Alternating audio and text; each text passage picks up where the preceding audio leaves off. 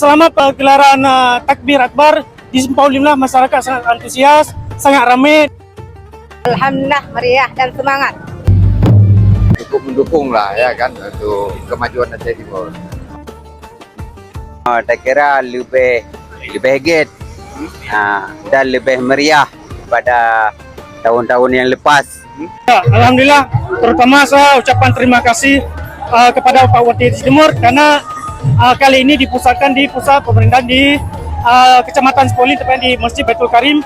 Kami masyarakat Simpang Ulim sangat senang, sangat bersyukur, sangat berterima kasih kepada Pak Bupati.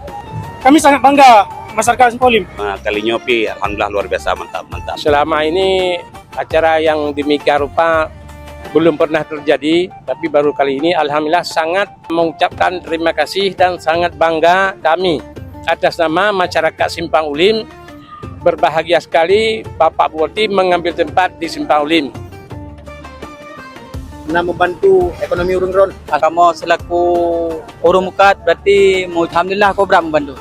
Terima kasih kepada Bapak Bupati Aceh Timur yang telah mempercayakan kami selaku warga Simpang Ulim terkait dengan pelaksanaan takbir akbar Kabupaten Aceh Timur. Sekali lagi garam-garam.